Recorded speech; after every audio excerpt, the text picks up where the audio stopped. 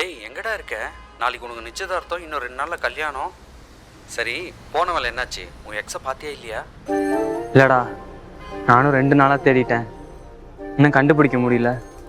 கல்யாணத்தை வச்சுக்கிட்டு இதெல்லாம் தேவையாடா? அதெல்லாம் மறந்துட்டு நியூ லைஃப் ஸ்டார்ட் பண்ணுறா. நான் அவ கூட சேர்ந்து வாழணும்னு நினச்ச வாழ்க்கடா அது. இப்போது அதுக்கடுத்த வாழ்க்கை ஆரம்பிக்கும் போது அவள் கூட இருக்கணும்னு சின்ன ஒரு ஆசை தான். அதான். அதெல்லாம் ஓகே, நாளைக்கு நிச்சயதார்த்தம். எப்போ தான் வரதா இருக்க? இப்போ கிளம்பிட்டேன், ஈவினிங் வந்து சேர்ந்துருவேன்டா.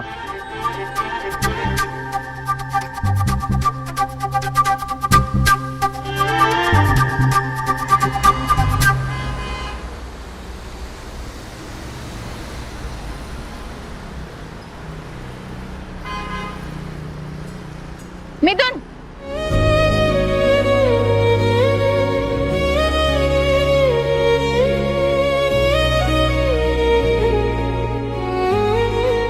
என்ன இந்த பக்கம்? எனக்கு நெக்ஸ்ட் வீக் கல்யாணம், அதான் பத்திரிக்கைக்கு வந்தேன். ஓ, வீட்டுக்கு வர வேண்டியதானே? அட்ரஸ் தெரியல. ஓ சரி, இது என் ஹஸ்பண்ட் வினோத். ஏய், இது என் கூட காலேஜ் படிச்சா மிதுன். கண்டிப்பாக வந்துருங்க. ப்ரோ, வீடு இங்கே தான் இருக்கு, 10 நிமிஷம் தான். வீட்டிலே வந்து பத்திரிக்கை வைங்க. அதெல்லாம் வேணாம் ப்ரோ, நான் கிளம்புறேன். ப்ரோ, ரோட்ல பத்திரிக்கை வச்சா நல்லாவா இருக்கு? வாங்க வீட்டுக்கு போகலாம். ஏய் ஆமாவா, 10 நிமிஷம் தானே? சரி ஓகே ப்ரோ.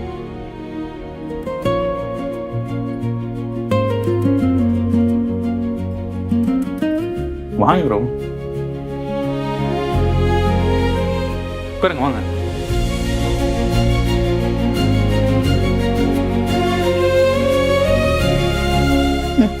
தேங்க்ஸ். அப்புறம் ப்ரோ, என்ன சாப்பிட்றீங்க? டீயா காஃபியா? அதான் லஞ்ச் டைம் ஆயிடுச்சுல, சாப்பிட்டுட்டே போலாம்.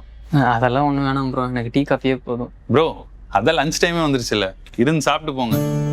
நான் போய் திங்ஸ்லாம் வாங்கிட்டு வந்துடுறேன். சரி இருங்க ப்ரோ.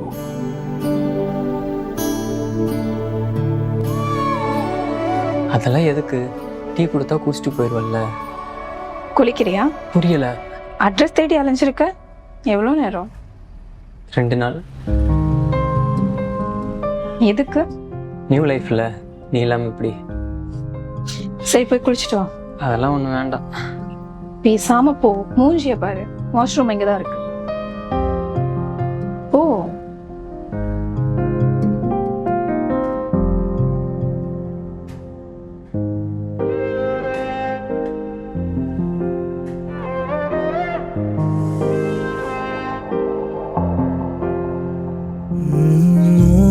ஒரு பாதை நீளுதே, ஒரு தேடல் ஓயுதே, நிழல் தாவி ஓடுதே. ஒரு ஈரம் பாயுதே, அதில் உயிரும் ஊறுதே, செவ்விதழும் மலருதே.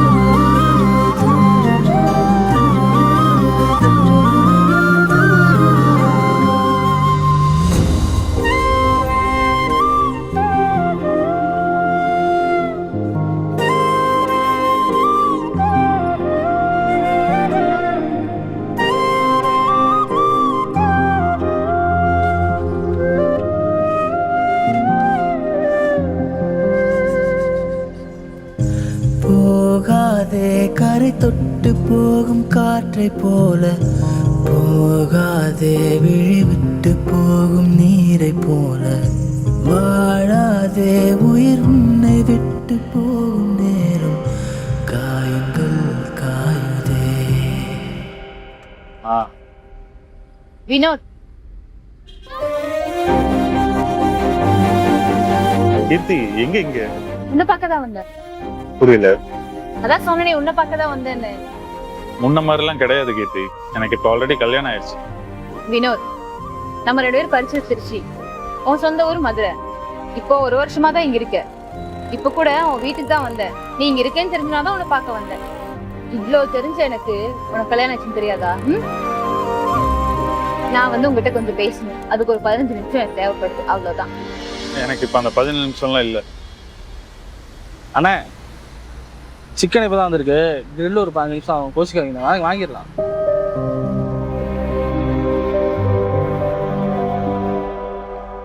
தோல்வி அடையறதுக்கு காதல் ஒன்றும் பரீட்சை இல்லைங்க, அது ஒரு ஃபீலிங். அந்த ஃபீலிங் ஒரு தடவை வந்துருச்சுன்னா மறுபடியும் அதை மாற்றிக்கிட்டு இருக்க முடியாது. லவ் ஃபெயிலியர் ஆன எத்தனையோ பேர் வேற கல்யாணம் பண்ணிக்கிட்டு சந்தோஷமா இருக்கலையா? இருக்காங்க, ஆனா அவங்க சந்தோஷமா தான் ஏய், இருக்காங்க. அழுக்கு துணி கூட மிஷின்ல போட்டுறேன். ஏய் என்ன விளையாடுறியா? அதெல்லாம் ஒன்று வேணாம். ஏய் கூட 15 மினிட்ஸ்ல காஞ்சிரும். வேணாம் பார்த்துக்கிறேன். அவங்க ஒவ்வொருத்தர் நெஞ்சு கூட. சொல்ல சொல்லுங்க பார்க்கலாம்.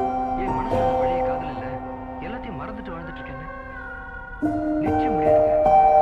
100 வருஷம் ஆனாலும் எங்கோ ஒரு மூலையில அந்த முதல் காதலை வந்து ஞாபகப்படுத்திட்டு தான் இருக்கும்.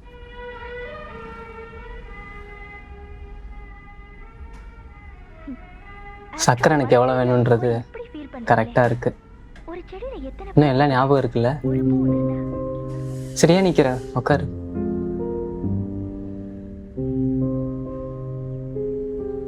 அண்ணா 2 டீ, சுகர் கம்மியா இருக்கு. எனக்கு காஃபி காஃபியா? நீ காஃபி குடிக்க மாட்டே? குடிக்க ஆரம்பிச்சிட்டேன். நீ நல்லா மாறிட்ட வேணும். வினோத்னு சொல்லு. ஓ சாரி, உன் லைஃப் பார்ட்னர் தான் இந்த பேர் சொல்லி கூப்பிடணும்ல, நான் மறந்துட்டேன். அவங்க எப்படி கூப்பிடுறாங்களா உன்ன அந்த மாதிரி?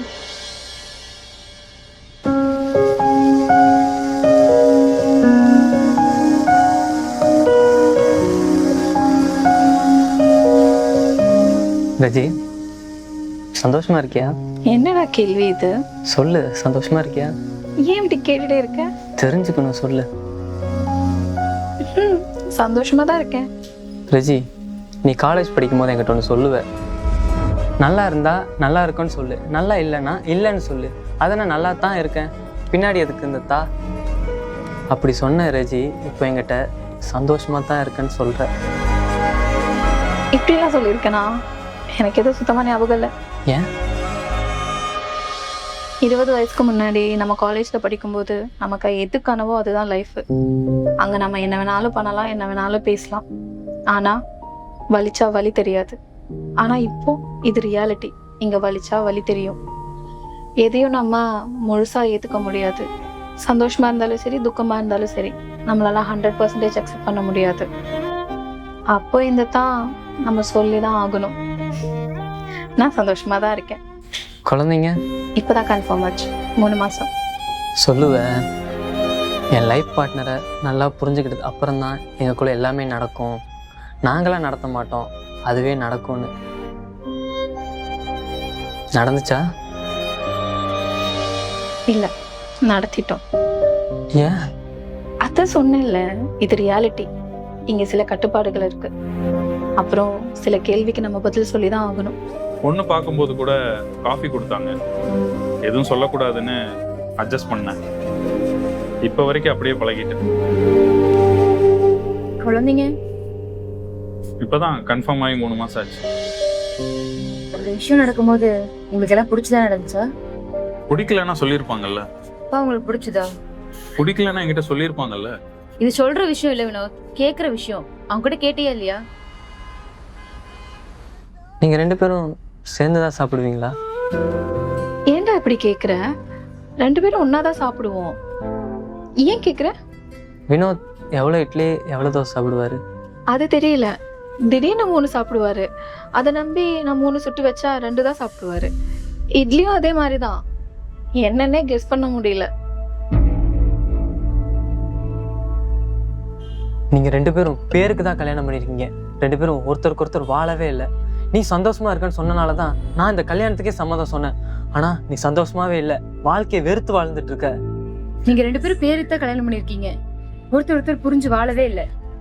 நீ சந்தோஷமா இருக்கன்னு தெரிஞ்சனால நான் இன்னொரு கல்யாணத்துக்கே ஒத்துக்கிட்டேன். இப்படி வாழ்க்கையை வெறுத்து வாழ்ந்துட்டு இருக்கீங்க, இது சரிப்பட்டு வராது. இப்பயும் ஒய்ஃப் கிட்ட கூட்டிட்டு போ, டிவோர்ஸ் பண்ணிக்கலாம். இல்ல ரஜி, இது சரிப்பட்டு வராது. உன் ஹஸ்பண்ட் வரட்டும், அவட்ட பேசி நான் உன்னை கூட்டு போறேன்.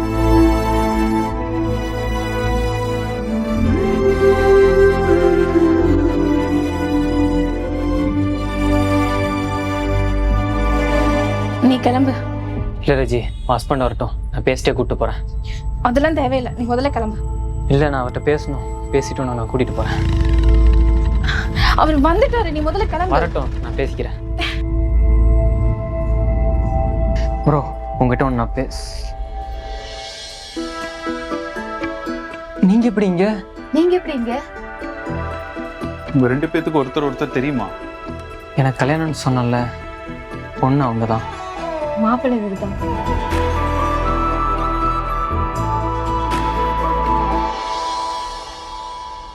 நம்ம ஏன் பிரேக்கப் பண்ணோம்?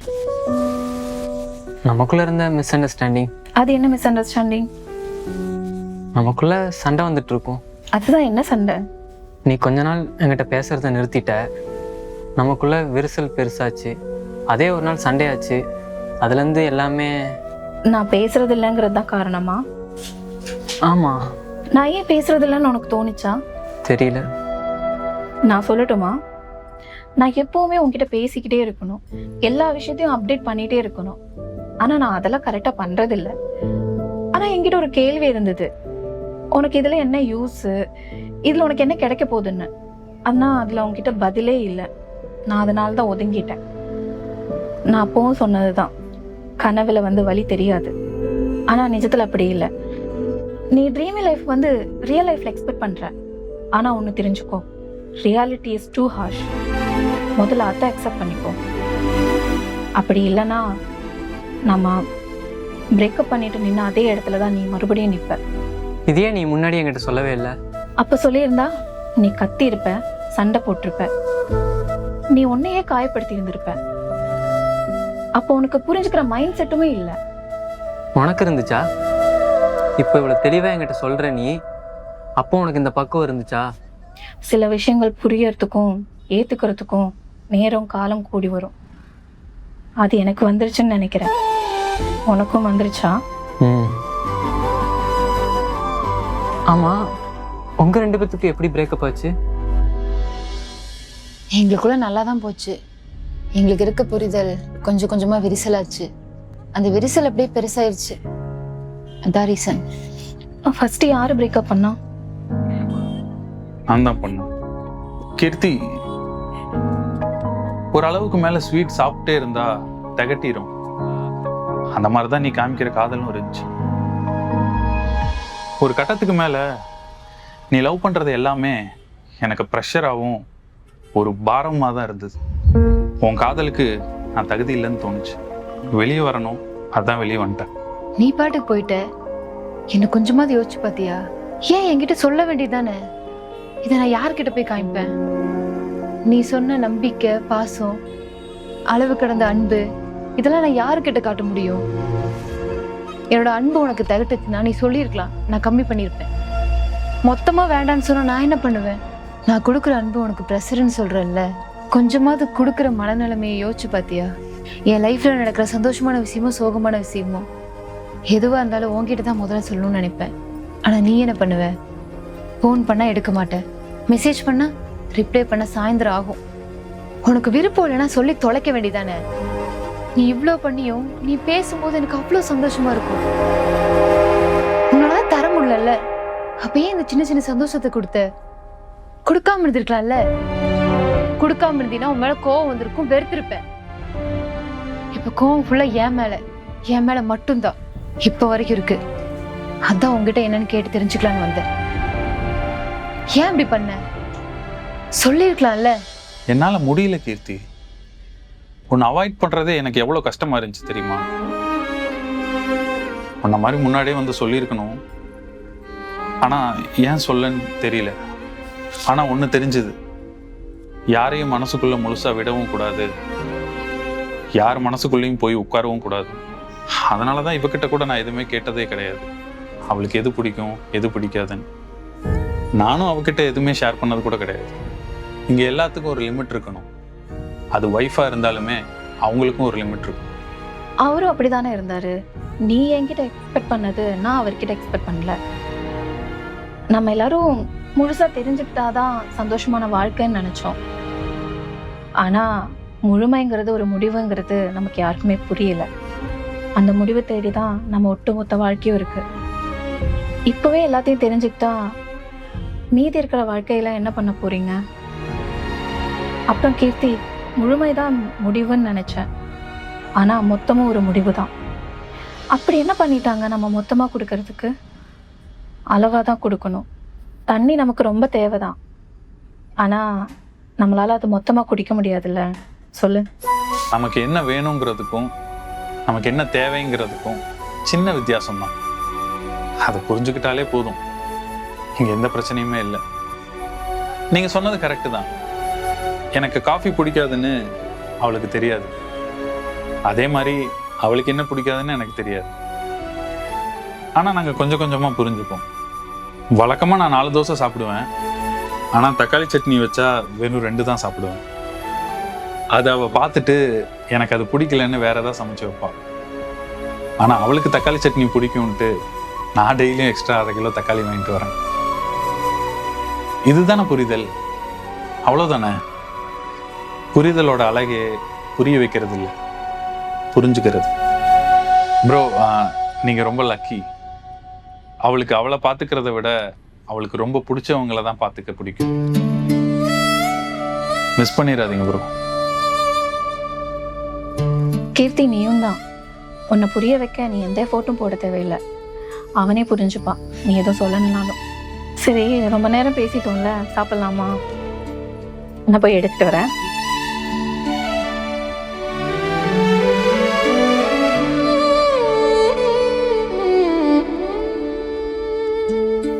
காரணமில்லாத கணங்களிலே காலம் வரைந்திடும் ஓவியமே, யாரும் அறியாத மாயங்களில் வாழ்க்கை மலர்ந்திடும் பூவனமே.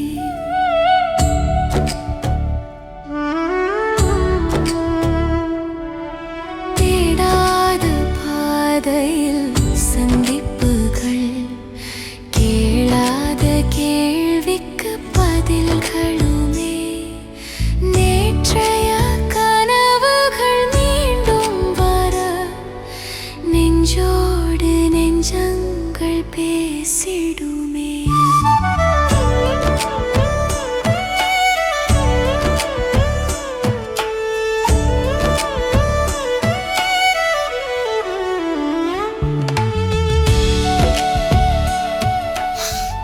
ரெண்டு பேரும் மறக்காமல் கல்யாணத்துக்கு வந்துருங்க.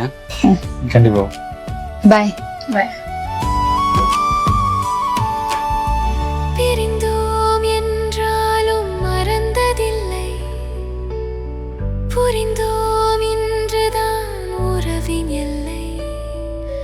விதி என்னும் ஓவியம் தீட்டும் கோலம் இதுதான். ஆமா, அவங்க கிட்டயும் 3 மாசம் போய் சொன்னேன். உங்களுக்கு எப்படி தெரியும்? சொல்லியிருந்தாரு. எத்தனை நாள் தான் பொய்யே சொல்லிட்டு இருக்கிறது? நேரத்தின் சாட்சிகளில் தவறான தேடல்கள் முடிந்ததென்று தாமரை நெஞ்சங்கள் அறிந்ததென்று.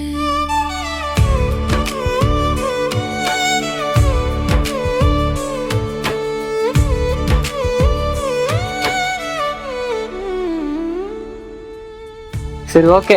இன்னைக்கு உனக்கு ஃபஸ்ட் டே இல்லை, இன்னைக்கு ரெஸ்ட் எடு. சாப்பாடெல்லாம் நான் பண்ணி வச்சிட்டேன். அப்புறம் பேட் வந்து ரெஸ்ட் ரூமில் வச்சுருக்கேன், நீ போய் ஃபஸ்ட் குளிச்சுட்டு வா, ஓகேவா? சொல்றக்குள்ள எல்லாமே பண்ணிடுவல்ல.